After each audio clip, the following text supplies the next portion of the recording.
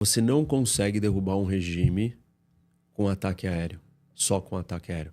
Você não vence uma guerra só com ataque aéreo. Por uma questão puramente geográfica. Em última instância, você está voando, você está lá em cima, você está longe. E o cara está ali. Você precisa chegar nele. Você precisa ocupar o território. Você precisa ficar uma bandeira. Falar, você não está mais... Se não tiver boots on the ground, não derruba. Boots on the ground pode ser soldados americanos ou pode ser uma rebelião, uma revolução interna dentro do Irã. Que o Trump sinalizou no começo da guerra que ele iria armar os curdos. Para os curdos irem lá lutar contra o regime. E aí ele recuou. Mas que tamanho que tem o regime, professor? O regime tem milhões de pessoas, apoiadores. É uma máquina que está lá desde 1979. E assim, você matou o líder supremo, que está lá há 46 anos, e quem assumiu? O filho. O filho dele. E nós precisamos entrar um pouco mais no detalhe. O pessoal gosta de botar o filho para substituir, né? É. Agora, só que tem uma questão muito mais relevante no contexto do Irã, o que significa escolher o filho. Porque o Irã, o regime islâmico da Revolução Islâmica, derrubou uma monarquia. E a origem, a estrutura de uma monarquia, ela é ser hereditária. Então vai de sangue, vai para o filho. Uhum.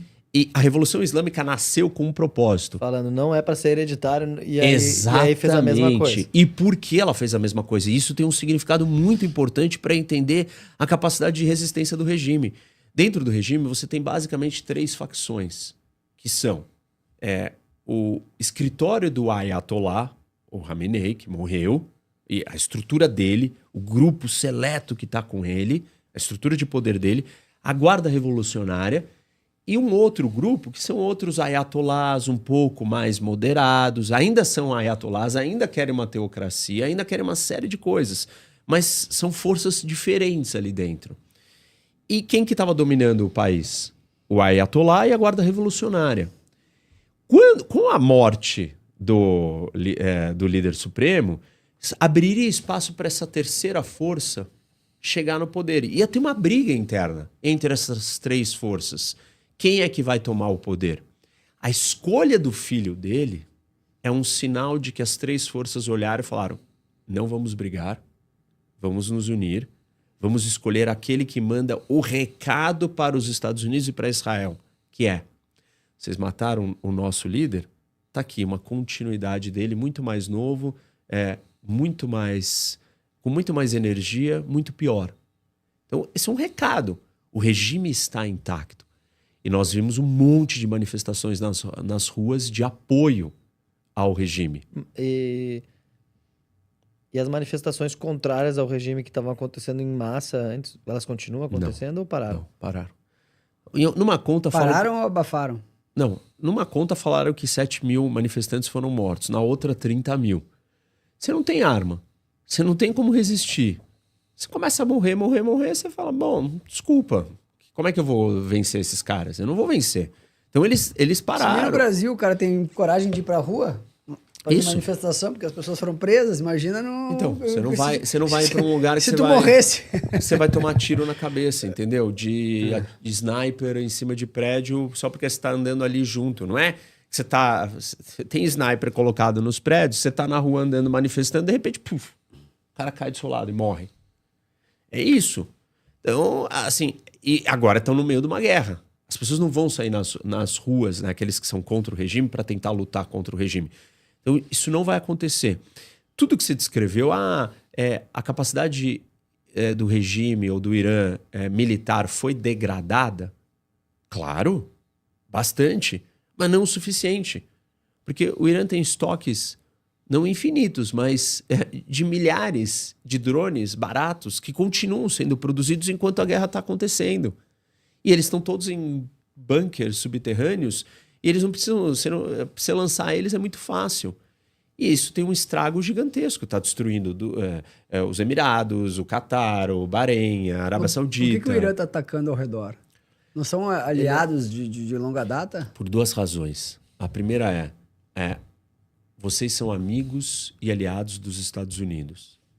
E vocês têm bases americanas no seu território e vocês estão com o meu inimigo. A segunda eu vou aumentar o custo dessa guerra tanto que vocês vão fazer ou vão atormentar os Estados Unidos para parar com a guerra. Mas o petróleo alto é bom para o Oriente Médio. Se você não consegue vender, não é, né? Tem uma pergunta aqui, ô professor. Porque é o seguinte, olha o que aconteceu. O Iraque desligou a produção. Desligou, porque ele não tem capacidade de estoque. Você está produzindo, vai entrando no navio e vai embora. O navio não sai, você tem que estocar. Se você não tem capacidade para estocar tanto, você tem que desligar, porque você vai começar a jogar petróleo aonde? No chão, na rua. Então você desliga, só que desligaram um poço, né?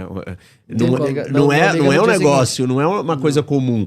Os efeitos geológicos daquilo são gigantes. Você pode estragar o poço. Sim. O Iraque já desligou, o Kuwait estava desligando, depois viria os Emirados, a Arábia Saudita que consegue aguentar mais tempo porque ela tem mais capacidade de armazenamento de petróleo.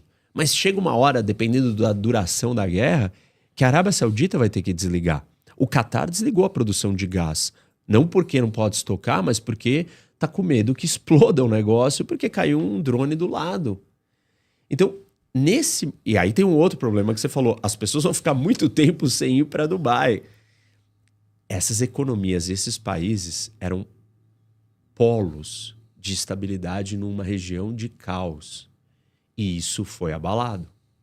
E elas vivem não só do petróleo, vivem desse dinheiro, vivem desse hub logístico, desse hub internacional.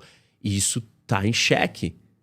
Então, para esses países, as consequências são muito profundas e de muito longo prazo. Só que eles têm um dilema muito mais complicado. Ceder agora e falar para os Estados Unidos parar, eles assinaram a sentença de morte ou de escravidão eterna do Irã.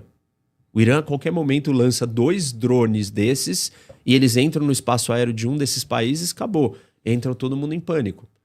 O Irã tem uma faca enfiada no pescoço de todos eles para sempre. O que eu estou escutando é que nos bastidores eles estão virando para o Trump e falando: não para mais agora. Agora precisa derrubar. Se não derrubar eles, a gente nunca mais vai conseguir viver aqui nesse lugar. O que o Irã quer? Que eles mudem de lado. Abandonem os Estados Unidos. Em última instância, o Irã pode exigir: eu quero que vocês fechem as bases americanas aí. Óbvio que eles não vão fazer isso.